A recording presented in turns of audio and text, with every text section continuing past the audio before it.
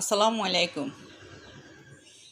আমি কিন্তু একটা জিনিস জানতাম না, এখন কাজ করতে করতে বুঝতে পেরেছি।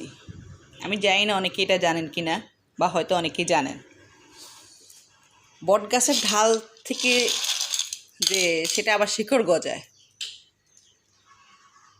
আমি এই প্রথম জানলাম, এই প্রথম বুঝলাম। তো আমার যে একটা বংশায়ী বট গাছ, সেটা অনেক বড় হয়ে গিয়েছে। ওটাকে ছোট করার জন্যই আমি ঢাল কেটে দিয়েছিলাম, অনেকগুলো ঢাল।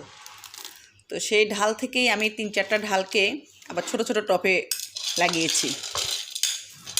তো লাগানোর পরে দেখলাম যে মানে এটা জাস্ট নিজের জানার জন্যই, যে কতদিন বাঁচে অথবা তারা বাঁচে কিনা আদৌ ঢালগুলা, সেজন্যই।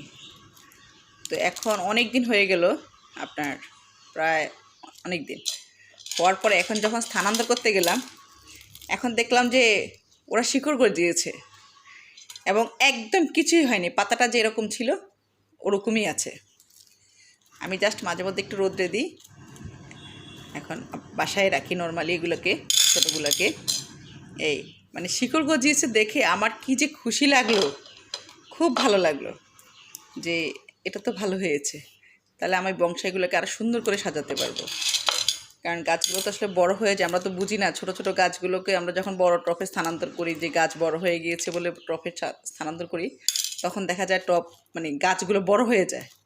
আসলে এটা আমার একটা বোকামি ছিল, যে বংশাই করতে হলে সবসময় ছোট টপে দিতে হবে। তো সেজন্য এটাকে এখন চেষ্টা করব ছোট রাখার জন্য, দেখা যাক কি হয়।